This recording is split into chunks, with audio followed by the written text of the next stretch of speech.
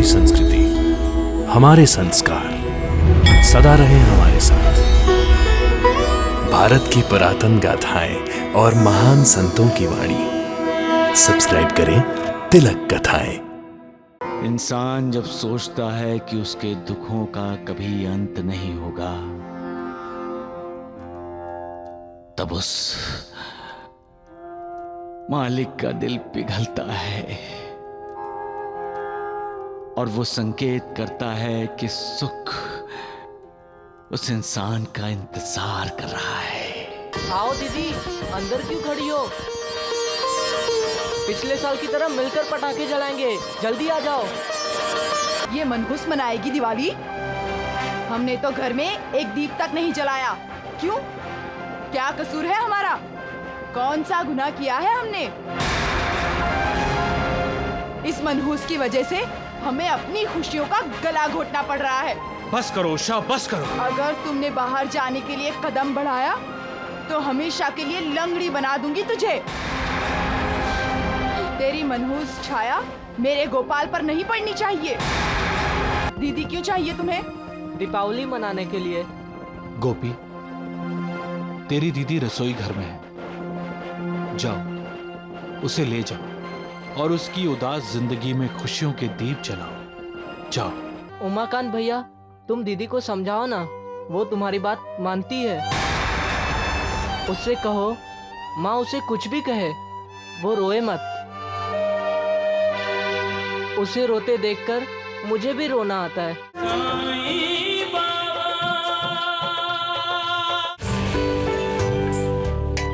पिताजी, पिताजी, उमाकांत भैया आए हैं।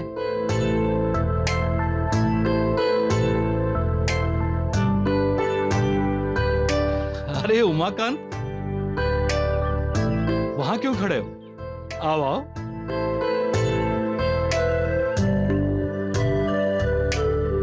इस बार तुम बहुत दिन बाहर रहे। जब भी देखता था तुम्हारे दरवाजे पर ताला लगा होता था। मेरी नौकरी गांव-गांव घूमकर चीजें बेचने की है काका जी। आओ आओ, बैठो बैठो। जी।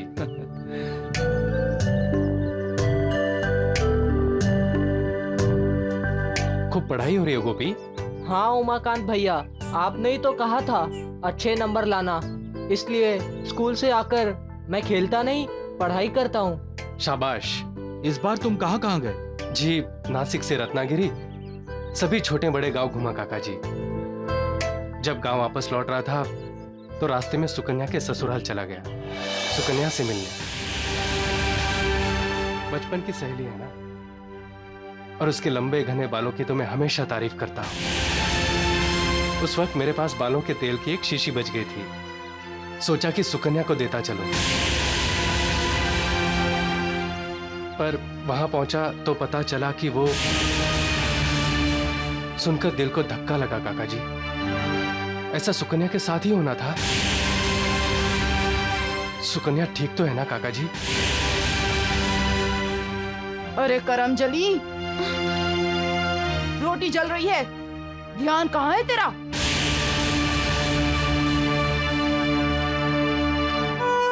सुकन्या कहाँ है काका जी? मैं बुलाता हूँ, दीदी अंदर है। दीदी।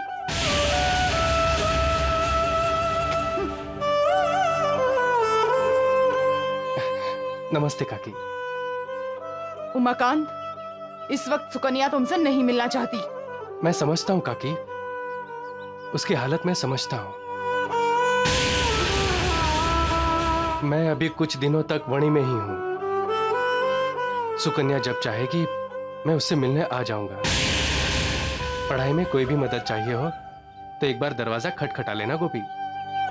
तेरा पड़ोसी हूँ, हक बनता है तेरा। नमस्ते।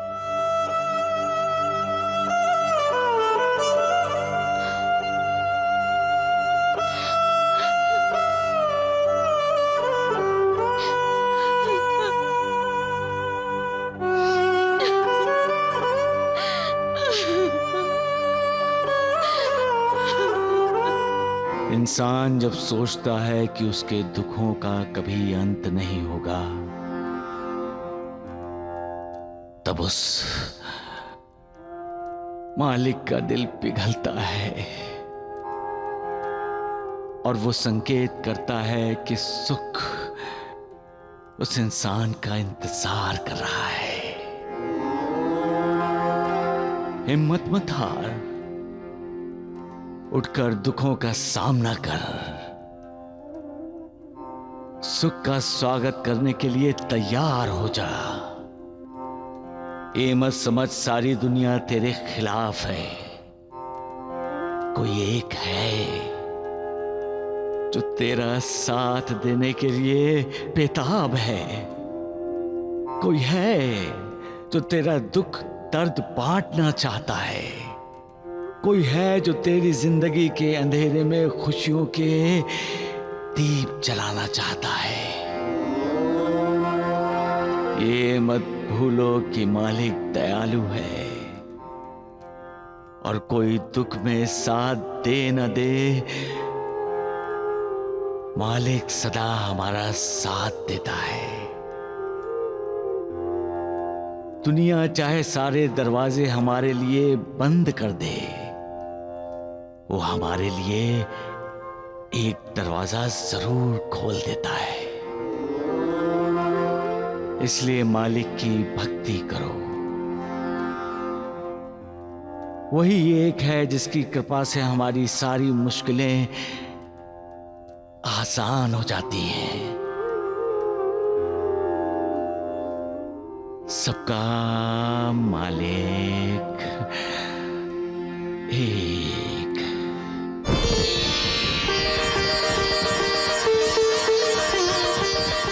आओ दीदी, अंदर क्यों खड़ी हो? पिछले साल की तरह मिलकर पटाखे जलाएंगे, जल्दी आ जाओ। कहाँ जा रही हो? जाने दो उसे, दीपावली है, सभी मना रहे हैं, उसे भी। ये मनहूस मनाएगी दिवाली? हमने तो घर में एक दीप तक नहीं जलाया। क्यों? क्या कसूर है हमारा? कौन सा गुनाह किया है हमने? इस मनहूस की वजह से हमें अपनी खुशियों का गला घोटना पड़ रहा है। बस करो उषा, बस करो। जगदम्बा, जगदम्बा, जगदम्बा, जगदम्बा। दीदी जल्दी आओ ना। अगर तुमने बाहर जाने के लिए कदम बढ़ाया तो हमेशा के लिए लंगड़ी बना दूंगी तुझे। तेरी मनहूस छाया मेरे गोपाल पर नहीं पड़नी चाहिए।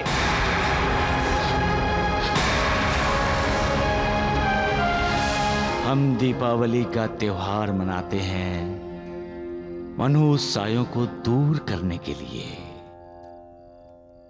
हम दीप जलाते हैं अंधेरे को हटाने के लिए। ये अंधेरा क्या है? अंधेरा हमारा अतीत है, हमारा बीता हुआ कल है।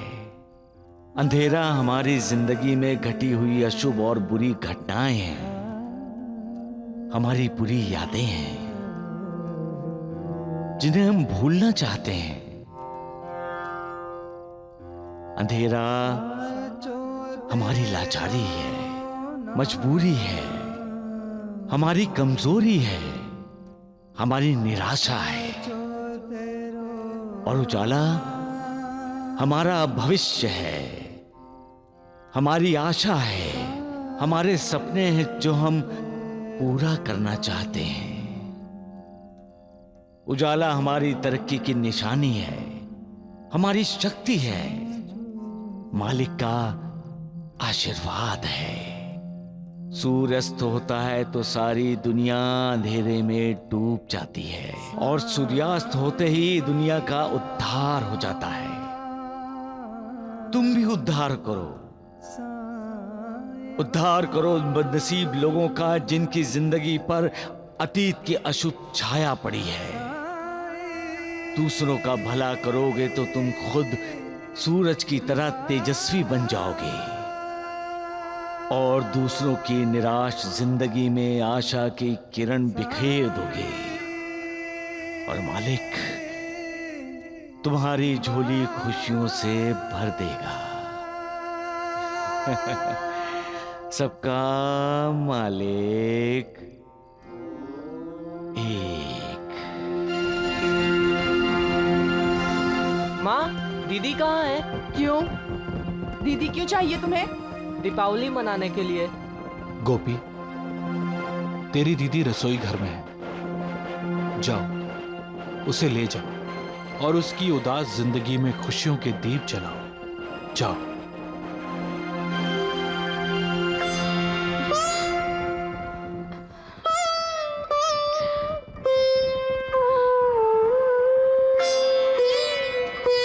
दीपावली में रोना मना है दीदी।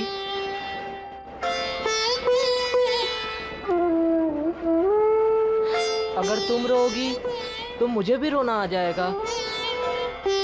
तुम मुझे हंसते देखना चाहती हो ना? तो हंसो, हंसो।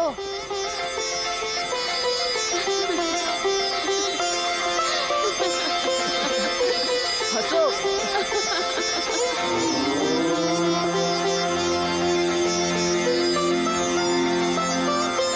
ये दीप रोशनी देने में किसी का पक्षपात नहीं करता। वो चारों दिशाओं में रोशनी देता है। तो फिर हम खुशियां देने में पक्षपात क्यों करते हैं? ये मेरा है, वो मेरा नहीं है, ये भावना हमारे मन में क्यों जागती है? हमें तो दूसरों के आंसू पोंछने चाहिए, उन्हें गमों के अंधेरों से निकालकर रोशनी में लाना चाहिए। दीपावली का त्योहार केवल तुम्हारी अपनी खुशियां मनाने के लिए नहीं है, बल्कि बाकी सबको भी अपनी खुशियों में शामिल करने के लिए है। जो हंसना भूल गए हैं उन्हें हंसाने के लिए है। जो समाज से दूर गए हैं उन्हें फिर से समाज में लाने के लिए है। जब हम दूसरों को खुशी देते हैं तो मालिक खुश होता है। जब हम दूसरों पर कृपा करते हैं तब हम मालिक की कृपा के भागी बन जाते हैं। तो इस दीपावली पर दूसरों की जिंदगी से गमों का अंधेरा दूर करो, खुशियों के दीप जलाओ, जिंदगी से हारे हुए लोगों को हंसी दिलाओ, उनके होठों पर हंसी के फूल खिलाओ। कल्याण होगा तुम्हारा।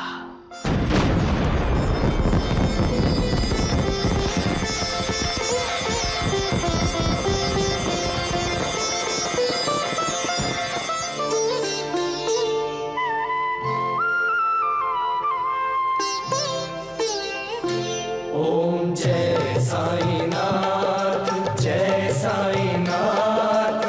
आदि न अंत तुम्हारा, तुम्हें श्रद्धा नमन हमारा। ओम जय साईनाथ, जय साईनाथ। आदि न अंत तुम्हारा, तुम्हें श्रद्धा नमन हमारा। धरती पर रहकर प्रभु तुमने तन अंबर तक विस्तारा। ओम जय साईनाथ, जय साईनाथ। आदि न अंत तुम्हारा, तुम्हें श्रद्धा नमन हमारा।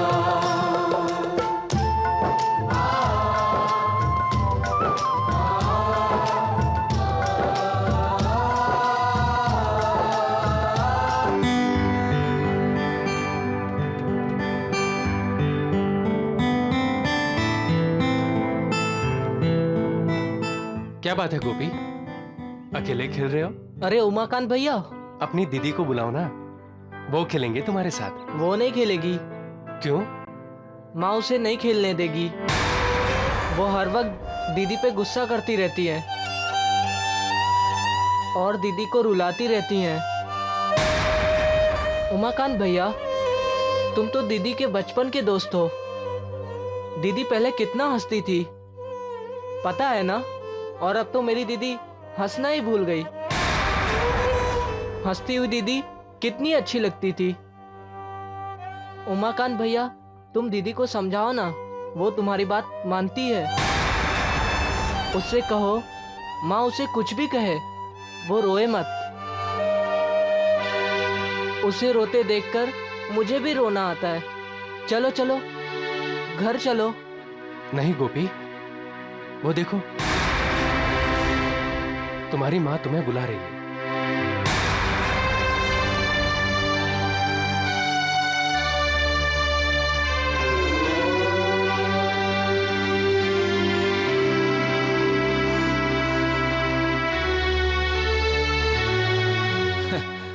लाओ भाई लाओ।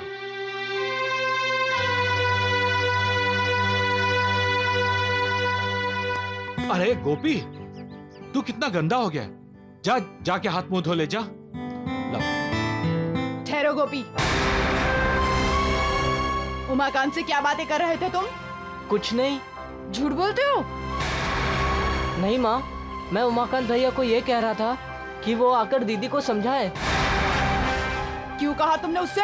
हाँ? माँ, मैं सब समझती हूँ।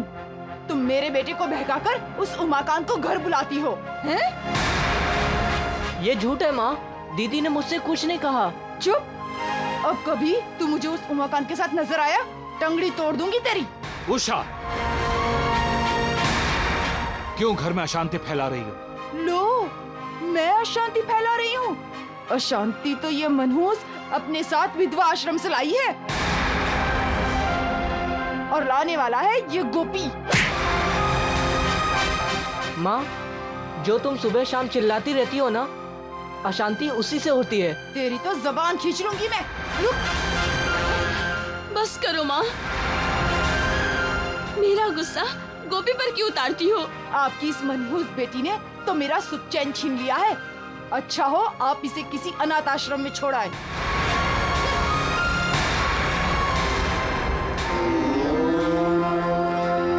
कोई अनाथ नहीं इस दुनिया में, कोई नहीं। ना किसी को अनाथ कहना चाहिए, ना ही किसी को अपने आप को अनाथ समझना चाहिए। माँ बाप नहीं है तो क्या हम अनाथ हो गए, लावारिस हो गए? नहीं श्यामा, नहीं। जब तक वो है वो, तब तक किसी को अनाथ नहीं समझना चाहिए। वही हमारी माँ है, हमारा बाप है, हमारा सब कुछ है। अगर ये लोग प्यार से उस अनाथ के दिल में जगह बना लें, तो अनाथ की नजर में वो भगवान बन जाएंगे। वो अनाथ उसकी पूजा करेगा। पूजा, किसी का प्यार पाना, किसी का दिल जीतना अपने आप में बड़ी बात है श्यामा। आदर सम्मान मांगने से नहीं मिलता श्यामा। उसके लिए अपना व्यवहार, आदर्श व्यवहार होना चाहिए। लेकिन इंसान को कौन समझाएगा श्यामा?